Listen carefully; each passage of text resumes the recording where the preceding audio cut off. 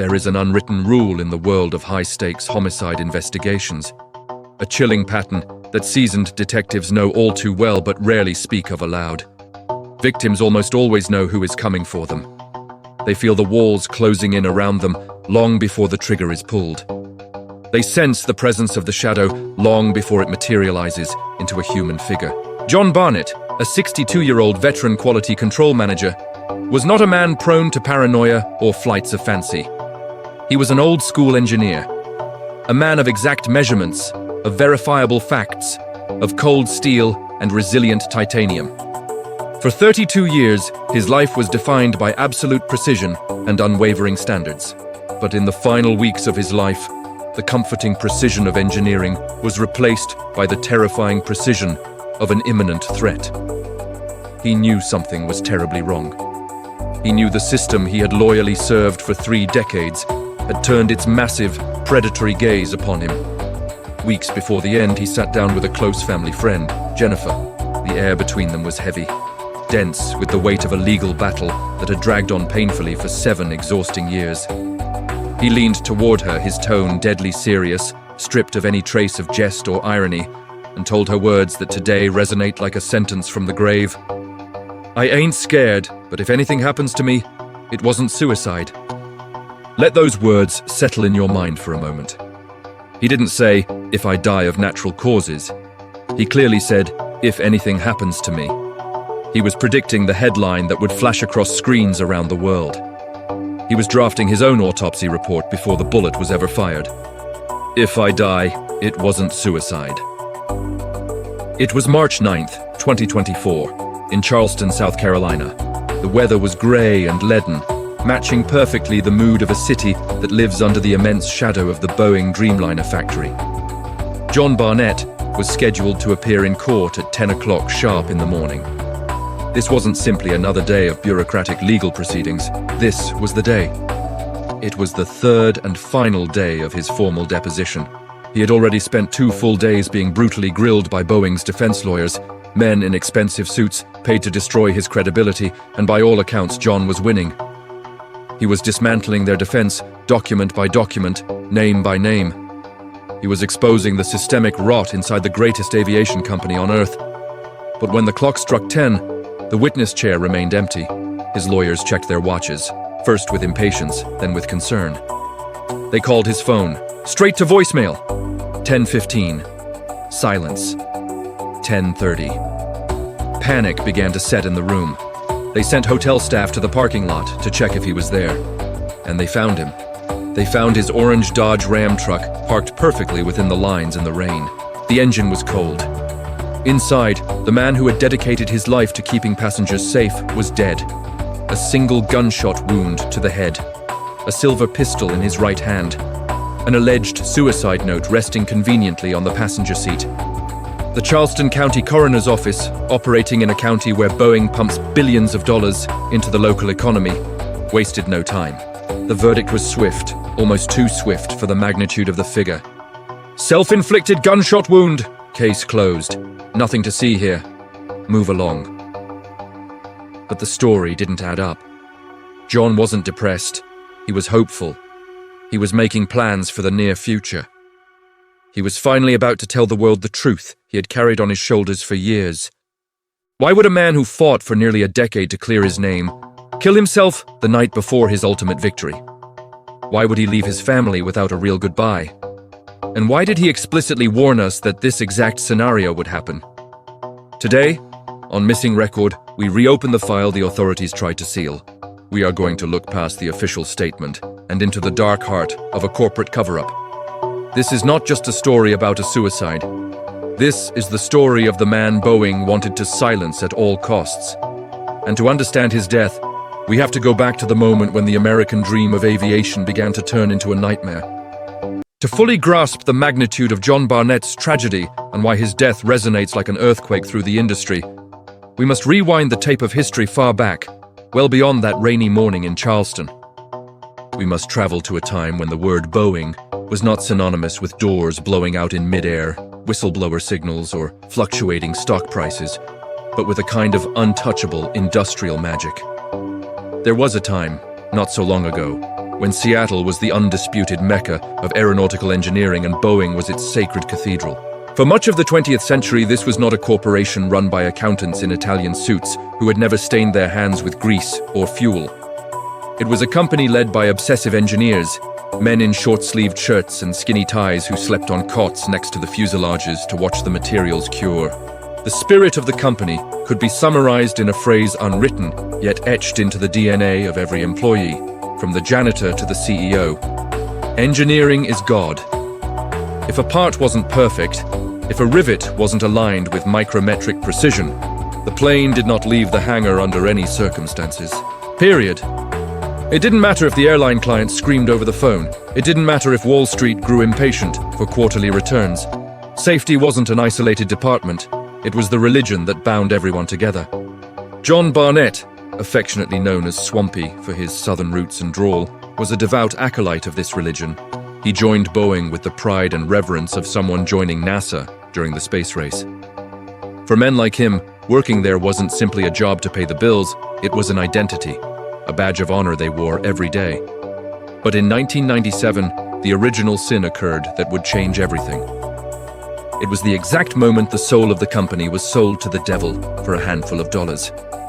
Boeing merged with McDonnell Douglas. In official documents and press headlines, Boeing was the buyer, the successful giant absorbing the smaller, struggling competitor. But in the factory hallways, the veterans whispered the dark truth that would be confirmed tragically over the years. McDonnell Douglas had bought Boeing with Boeing's own money. It was a silent invasion, a corporate Trojan horse. McDonnell Douglas was famous for two things: brutally cutting costs to the bone and managing the company based solely on short-term stock value. Like an aggressive and lethal virus, that financial culture infected the healthy body of Boeing. Harry Stonecipher, the CEO who arrived with the merger, said it openly in an infamous phrase that should be engraved on the company's tombstone. "We need to stop acting like an arrogant family of engineers and start acting like a business." That sentence was the first nail in John Barnett's coffin, although it would be decades before the physical bullet was fired.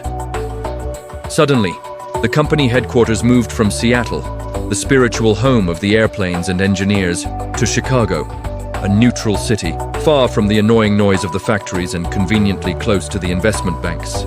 It was a brutal and clear symbolic message. The new bosses didn't care about airplanes. They cared about profit margins and executive bonuses. The engineers, who were once the undisputed kings holding the supreme authority to stop an entire production line if they saw a single defect, were demoted to servitude. Now the MBAs were in charge, the finance executives who viewed safety not as an absolute moral imperative, but as a variable cost on an Excel sheet that could be optimized and reduced. John Barnett watched this tectonic shift from the trenches. He saw experienced veterans being pushed into early retirement and replaced by managers who couldn't tell an aileron from a stabilizer, but were experts in workplace intimidation and budget slashing. The air in the factory changed drastically. It no longer smelled of pride and camaraderie. It smelled of fear and impossible deadlines.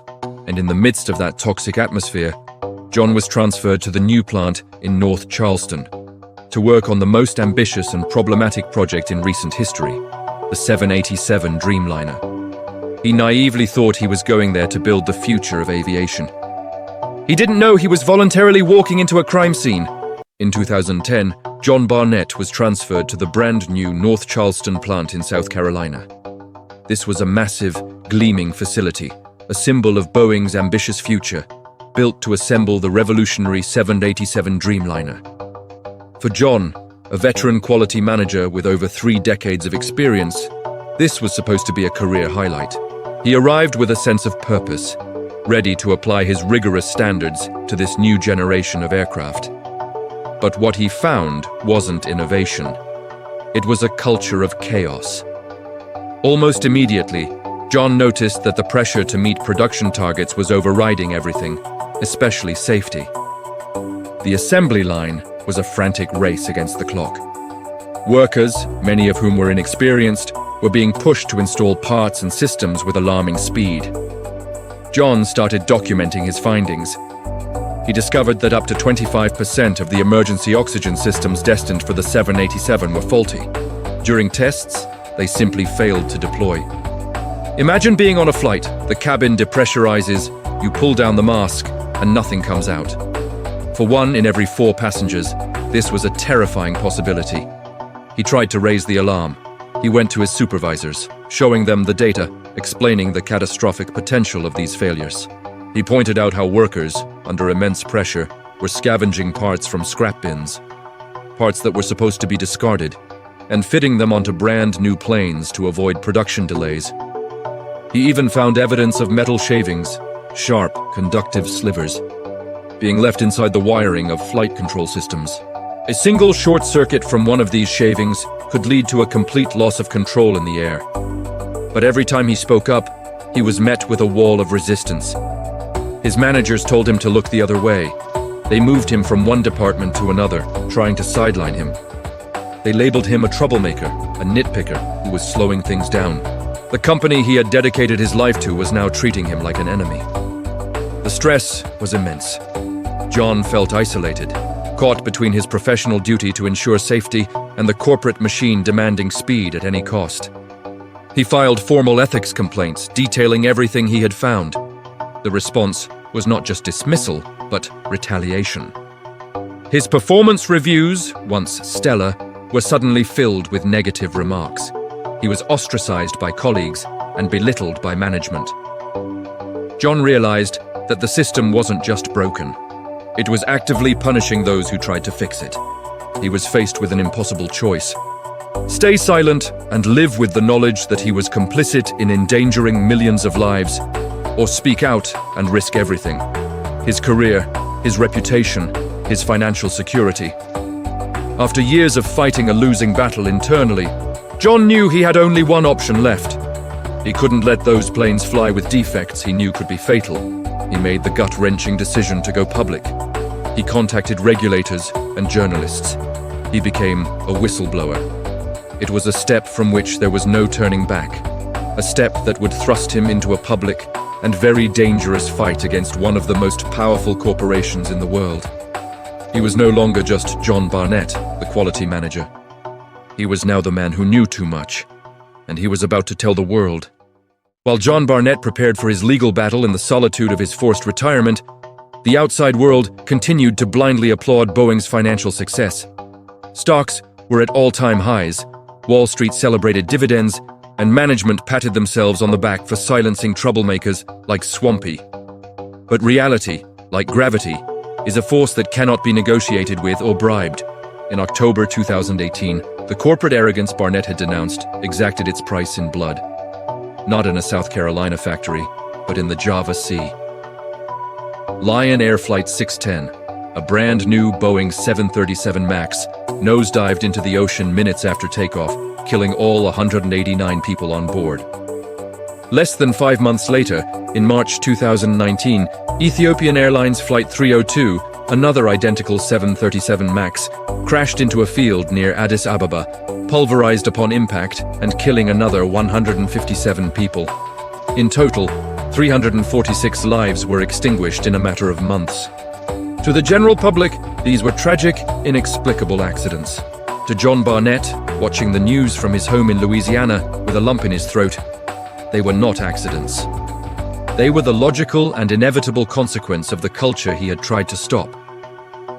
Although Barnett worked on the 787 Dreamliner program and the planes that crashed were 737 MAX, the root of the evil was identical: greed over engineering. It was revealed that Boeing had installed secret software called MCAS on the 737 MAX, designed to correct an aerodynamic flaw caused by placing larger engines on an old airframe.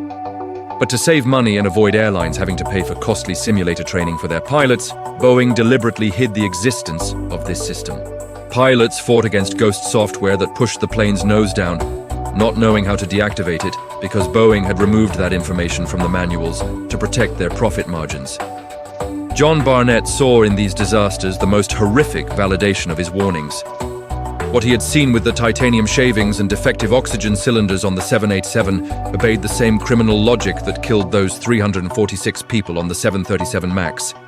Don't fix it if it costs money, hide it, and if anyone asks, lie to them. The tragedy transformed Barnett's case. He was no longer just a disgruntled employee fighting for his pension. He became an ignored prophet, a man who had seen the iceberg before impact and had been locked in the brig for screaming ice.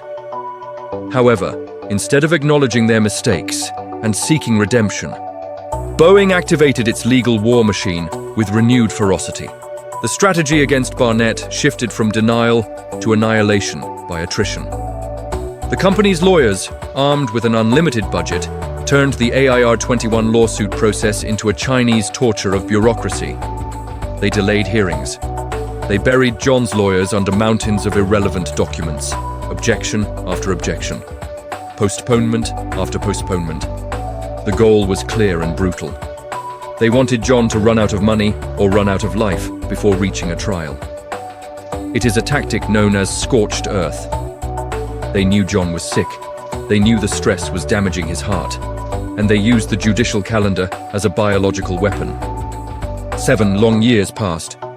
7 years in which John could not turn the page, reliving the trauma every day, reviewing his notes, preparing for the moment of truth.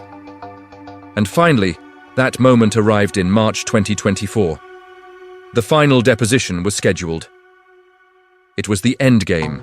John traveled to Charleston, the city where it all began, ready to tell his story under oath, knowing that his words now carried the weight of 346 corpses behind them. He didn't know he was traveling toward his own grave.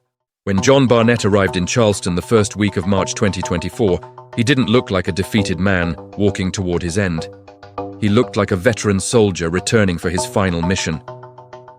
The atmosphere in the legal conference room, a windowless space designed for psychological intimidation, was stifling. A legal deposition against a corporation the size of a nation-state is not like the movies. There is no judge banging a gavel or jury gasping at revelations. It is a slow, brutal, technical war of attrition. Throughout Thursday and Friday, John sat facing a battalion of Boeing lawyers, the best money can buy, whose sole mission was to find a crack in his memory, a contradiction in his notes, a weak point in his psyche to discredit him. It was hours upon hours of hostile interrogation. They asked him about every date, every email, every metal shaving he claimed to have seen a decade ago. They tried to confuse him, tried to make him angry, tried to make him doubt his own sanity. But John, armed with his famous notebooks and his engineer's stubbornness, did not crack. According to his own lawyers, Brian Knowles and Robert Turkwitz, John didn't just withstand the barrage, he returned fire. He corrected Boeing's lawyers when they got the technical details of the 787 wrong. He remembered serial numbers, he remembered faces. He was lucid, sharp, and above all, he was determined. By the end of the Friday afternoon session, John's mood was not that of someone in despair. It was that of someone relieved. He had survived the hardest part. There was only half a day left, Saturday morning, for his own lawyers to ask him rehabilitation questions and close the official testimony. He was on the home stretch of a 7-year marathon and could already see the finish line. That night, the last night of his life, John did not act like someone planning to say goodbye to the world. Forensic psychology tells us that suicidal individuals often give away their prized possessions, write letters to loved ones, or isolate themselves in a state of eerie calm. John Barnett did the opposite. He acted with a banal, comforting normality. He went to his room at the Holiday Inn Riverview, a circular building overlooking the Ashley River, and ordered food. He ate quesadillas, drank a Coke, and talked to his lawyers about the strategy for the next morning. "Get some rest, Swampy," they told him. "We finish this tomorrow." "I'll be there," he replied. "Let's finish these bastards." Those are not the words of a man loading a gun in his suitcase with the intent of using it on himself. They are the words of a man planning his future. However, there is a detail that changes the color of that night from banal to sinister. During those days in Charleston, John mentioned to his lawyers that he felt he was being watched. It wasn't a new paranoia. It was a physical sensation of eyes on the back of his neck that had accompanied him since he left the factory. But that night at the hotel, the sensation sharpened. The Holiday Inn Riverview is not a luxury hotel. It is a transit point with a large dark parking lot that at night becomes a labyrinth of shadows. John went down to his truck at some point. No one knows exactly when or why. The hotel security cameras, conveniently, did not capture the full context, or the footage has not been released to the public with the necessary transparency. What we do know is that the next morning, when the sun rose over the river and Boeing's lawyers sat waiting to deliver the final blow, John's chair was empty. The man who had survived the pressure of the factory, the corporate harassment, the heart problems, and 7 years of legal hell, had stopped responding. The official narrative says that in the solitude of that truck, despair overcame hope. But the evidence of his behavior screams the opposite. John Barnett didn't give up on the 1-yard line. He was eliminated on the 99-yard line. In the gun in his right hand, had a much more complicated story to tell than the simple version of a trigger pulled by his own will. On the morning of Saturday, March 9th, when police finally opened the door of the orange Dodge Ram truck, they encountered a scene that, on the surface, seemed to fit the mold of a textbook suicide. But as any homicide investigator knows, the devil isn't in the broad strokes, but in the tiny discrepancies that break the symmetry of a lie. John Barnett had a pistol in his right hand. His finger still rested near the trigger.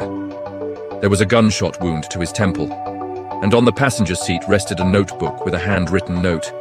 For the Charleston County coroner, this was enough. Case closed, self-inflicted. However, for John's family and his lawyers, that scene was poorly staged theater. Let's start with the note. It wasn't a conventional suicide letter. There were no heartbreaking messages of love to his mother, no apologies to friends, none of that poetic resignation of someone who has decided to leave the world. The note was, in essence, one last engineering report. It was full of rage. It talked about Boeing. It talked about how the company had destroyed his life. "I can't keep going like this," read one line, referring to the legal harassment, not existential depression. His lawyers argued that those words were not an admission of defeat, but the expression of the ultimate frustration of a man being tortured by the judicial system. But what really sets off the alarms isn't the ink, it's the gunpowder. In cases of firearm suicide inside a vehicle, physics usually leaves a chaotic trail. The recoil of the weapon, the post-mortem muscle spasm. Rarely does the gun remain perfectly gripped in the deceased's hand like in a Hollywood movie. It often falls to the floorboard or lands in the lap. The fact that the gun was still in his hand raised immediate questions in independent forensic expert forums. Furthermore, there was an indecent haste to cremate the body and close the media file. The Charleston police, a force operating in a city where the Boeing logo sponsors events and schools, did not treat the scene as a potential homicide from minute zero. They didn't cordon off the hotel as a complex crime scene. They treated it as an administrative formality. There was no exhaustive search for external fingerprints on the door handle or the immediate surroundings to rule out the presence of a second person. The narrative of the crazy whistleblower who snapped was already written before the body reached the morgue. And then there is the prophecy. We cannot ignore the warning John gave to Jennifer, the family friend. "If anything happens to me, it wasn't suicide." That phrase wasn't spoken in a moment of drunkenness or madness. It was spoken with the clarity of someone who knows their enemy. John knew who he was fighting. He knew that Boeing is not just a company that makes planes. It is a pillar of U.S. national defense, a military contractor with deep connections in the Pentagon and intelligence. He had challenged a giant that has more political power than many small countries. By dying before his last day of testimony, John's legal case didn't die, but it was massively weakened. Without his living voice to be cross-examined and rehabilitated by his own lawyers, much of his previous testimony could be dismissed or carry less legal weight. His death was, tactically, the best possible outcome for Boeing's defense. The problem disappeared. The trial turned into chaos. And the message to any other employee thinking about speaking up was sent loud and clear with a silver bullet. Look what happens to those who talk. John Barnett didn't just lose his life, he lost the chance to see the giant that tormented him fall. And sadly, John's death would not be the only one in this dark saga. The grim reaper of aviation was sharpening his scythe again. If John Barnett's death was a solitary gunshot echoing in a dark Charleston parking lot, what happened barely 8 weeks later turned that shot into the opening volley of a crossfire against the truth. In the world of criminal statistics, A timely death of a key witness can be dismissed with much skepticism as a tragic coincidence. But two deaths of high-profile witnesses linked to the same corporate crisis within a span of 2 months cease to be a coincidence and become a mathematical pattern of elimination. In May 2024, while Barnett's body was barely cooling in public memory and Boeing lawyers breathed a sigh of relief, the Grim Reaper visited the whistleblower payroll once again. This time, the victim was not an older man with heart problems and accumulated stress. It was Joshua Dean, a 45-year-old quality auditor known for his excellent physical condition and healthy lifestyle. Dean worked for Spirit Aerosystems, the key supplier that manufactures the 737 MAX fuselages for Boeing. He had been one of the first to raise his hand and scream that holes in the aircraft pressure bulkheads were being drilled incorrectly, a serious structural defect that could cause explosive decompression. Like Barnett, he was fired for doing his job. Like Barnett, he was in the middle of a legal deposition against the company. And like Barnett, he ended up dead before he could finish his fight. Joshua Dean's death was not violent in the kinetic sense of a bullet. It was violent in its biological speed, which for many theorists and security experts is even more disturbing. Dean, a man who rarely got sick, went to the hospital because he was having trouble breathing. What the doctors found left them perplexed. A mysterious and aggressive infection, later identified as MRSA, methicillin-resistant Staphylococcus aureus, was devouring his organs at breakneck speed. Within days, he went from a man walking and talking to being hooked up to an ECMO life support machine, with his lungs collapsed and his body failing systemically. He died 2 weeks after being admitted. His mother, Carol Parsons, told the press with a broken voice, "I don't understand how someone so healthy can die so fast. It was like something took hold of him." The brutality and speed of his deterioration immediately fueled the darkest speculations. In intelligence and covert operations circles, it is known that methods exist to induce rapid illness or heart failure that mimic natural causes, leaving little forensic trace. We are not claiming Boeing injected Dean with a bacterium. That would be irresponsible without proof. But we are obligated to point out the monstrous convenience of his death. In less than 60 days, the two men representing the greatest legal and reputational threat to the world's most powerful aviation conglomerate simply ceased to exist. The effect of these two deaths on the community of Boeing and Spirit Aerosystems employees was immediate and paralyzing. A regime of silent terror took hold. Lawyers, representing other potential whistleblowers, reported that their phones stopped ringing. People who were ready to talk retracted. Employees who had documents stored in their homes decided to burn them or hide them deeper. The subliminal message sent by fate or by human hands was devastatingly effective. Speaking up kills you. Whether by a bullet in a truck or a bacterium in a hospital, the result is the same. Silence. Brian Knowles, the lawyer representing both men, Barnett and Dean, suddenly found himself defending ghosts. Boeing's legal strategy of attrition and delay had received macabre divine assistance. Without living testimonies, lawsuits lose their emotional power before a jury. Documents are boring, people are compelling. And now, the people were dead. The question floating in the air, dense as airport fog at dawn, is, who is next? How many coincidences are we willing to accept before calling this by its name? Because while bodies piled up in the morgue, the production lines didn't stop for a second. The planes kept rolling out, defective or not, toward the airports where you and your family wait to board, unaware that the men who tried to save you have been silenced one by one.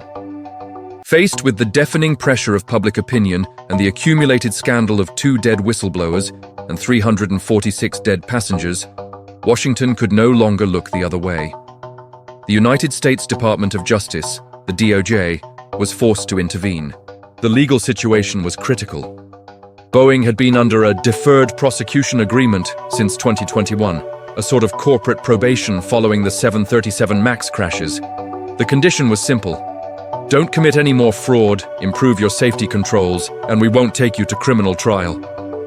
But with John Barnett's revelations, the Alaska Airlines door blowing out, and the death of Joshua Dean, it was evident that Boeing had violated that agreement in the most flagrant way possible. The world expected, perhaps naively, that the hammer of justice would come down with biblical force on the board of directors in Chicago. A public trial was expected, handcuffs on executives' wrists, and a forced restructuring that would dismantle the culture of greed. But what happened in July 2024 was a masterclass in how power really works in America. Boeing didn't receive a punishment, it received a free pass. The Department of Justice offered Boeing what victims' lawyers bitterly called a sweetheart deal. Instead of facing trial for conspiracy to defraud or even corporate manslaughter, Boeing agreed to plead guilty to a technical fraud charge. The punishment? A criminal fine of $243.6 million. To you and me, that figure sounds astronomical. For Boeing, a company generating $77 billion in revenue a year, that fine equates to what they earn in just over a day of operations. It is a rounding error in their accounting. It is the equivalent of fining a driver 5 cents for plowing into a crowd. In addition to the fine, they were ordered to invest $455 million in safety and compliance programs over the next 3 years. Something that, ironically, they should have already been doing by law and basic ethics. There was no jail time for former CEO Dave Calhoun or any other top executive. No one lost their personal freedom. The company wrote the check, signed the paper admitting they lied to regulators, and the criminal matter was closed. The reaction from the families of the 737 MAX victims and those close to John Barnett was volcanic fury. Paul Cassell, the lawyer representing the families of those killed in the Lion Air and Ethiopian Airlines crashes, called the deal shameful. In a letter to the judge, he wrote, "This is a secret deal that does nothing to acknowledge that Boeing's fraud killed 346 people. It is a slap in the face to the victims." Justice had sent a clear message. Boeing is too big to jail. As one of only 2 manufacturers of large commercial aircraft in the world and an irreplaceable pillar of the US military-industrial complex, the government simply cannot afford to destroy the company, no matter how many crimes it commits. John Barnett had given his life, literally, to expose the rot, and the government's response was to collect a fine and ask Boeing to please try to do better next time. This institutional impunity is perhaps the most terrifying aspect of the entire file. It means that the calculus of death, the equation Barnett tried to break, remains in effect.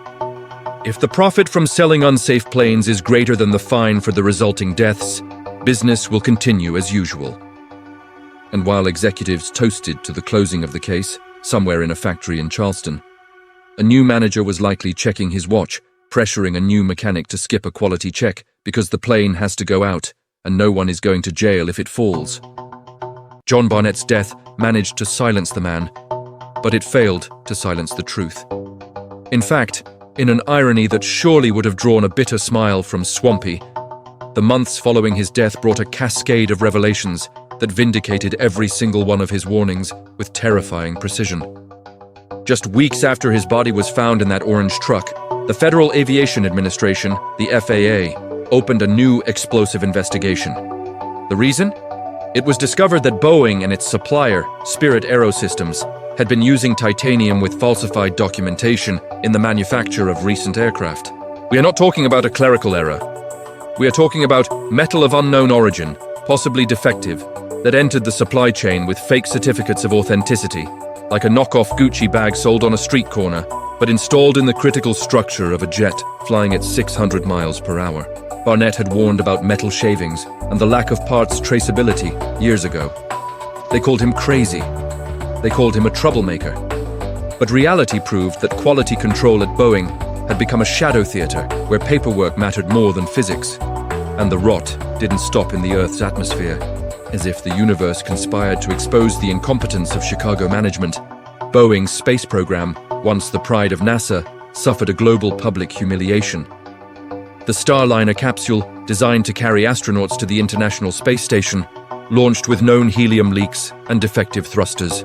The result was a disaster movie script. 2 American astronauts were left stranded in space, unable to return in the Boeing craft because it was too dangerous. NASA had to ask SpaceX, Elon Musk's company, to rescue them. It is the perfect metaphor for the fall of the empire. The company that built the rocket that took man to the moon in 1969, and now under modern financial management, cannot bring two people back home without risking killing them. John Barnett didn't work in the space division, but the culture he denounced, that pressure to launch now, fix later, is the same virus that infected the Starliner. It is the ultimate proof that the problem is not a factory in Charleston or a manager in Seattle. The problem is Boeing's current corporate DNA. However, the darkest effect of Barnett's death is not in the news headlines, but in the tomb-like silence that has descended upon the factories. Inside the massive hangars of Everett and North Charleston, fear has solidified. The unions and labor lawyers report a chilling phenomenon, the Barnett effect. Employees see what happened to John. They see the 7 years of legal torture. They see the isolation. And finally, they see the gun in the hand and the note on the seat. The logical conclusion for any father or mother working there is to keep their head down, ignore the defect, sign the paper, and collect the check. An internal safety culture survey conducted by the FAA in 2024 revealed that the majority of Boeing employees still fear retaliation if they report safety issues. Despite promises of change, despite DOJ fines, terror remains the #1 management tool. John Barnett lit a flare in the darkness to show us the danger, but in doing so, he became a living warning to others. Today, Boeing keeps flying. Its stocks keep oscillating, and executives keep collecting multi-million-dollar bonuses, protected by a wall of silence built upon the grave of an honest engineer. In the end, when the television cameras turn off, the lawyers pack away their leather briefcases, and the world's attention shifts to the next trendy scandal. What remains is the deafening silence of a grave in Louisiana, and a question no one in high places wants to answer honestly. How much is a human life worth on the balance sheet of the 21st century? John Barnett didn't want to be a martyr. He didn't want to be a tragic hero in a conspiracy movie. He just wanted to be an engineer. He wanted to build planes that didn't fall out of the sky. He wanted his granddaughter to be able to board a Dreamliner without him having to hold his breath, thinking about defective oxygen cylinders. His crime wasn't stealing, or lying, or spying. His crime was having a memory and a conscience in a corporate system that has lobotomized both qualities to maximize earnings per share. The tragedy of his death, whether you believe the official suicide narrative or suspect the intervention of a dark hand, lies in the fact that Boeing got exactly what it wanted. The man is dead, the trial was diluted, and the machinery keeps turning, greased with money and blood. But there is something that no Department of Justice fine or corporate press release can erase. The doubt that now lives in your mind. The next time you walk down an airport terminal, the next time you sit in that cramped seat and hear the hum of the engines at takeoff, you will remember this story. When you feel turbulence and look out the window at the flexible wing holding you in the air, you won't just think about aerodynamics. You will think about Swampy. You will think about the titanium shavings. You will think about the pressured mechanics and the managers watching the clock. John Barnett left us a poisoned, yet necessary gift. He gave us back the ability to distrust. He taught us that safety is not a gift guaranteed by a famous company logo, but a constant battle fought in the shadows by brave people who often pay the highest price. Boeing may have closed the legal case, but history's verdict has not yet been written. And that verdict depends on us, on not forgetting, on not letting his name become just another footnote in a future accident report. This file has been painful, but necessary. At Missing Record, our mission is to unearth what power tries to bury. John Barnett said, "If I die, it wasn't suicide." Maybe he was right. Maybe it wasn't suicide. It was a sacrifice. A final sacrifice to force us to look at the truth we preferred to ignore. Now that you know the truth, now that you have seen the evidence, the final question is for you. Do you believe John Barnett pulled that trigger of his own free will, or do you believe he was the final victim of a system that kills to protect its secrets? I want to read your verdict in the comments. Don't forget to subscribe and hit the bell, because there are many more missing records waiting to be opened. And believe me, they aren't going to like us finding them. I'm Fernando, and this was Missing Record. Until the next investigation.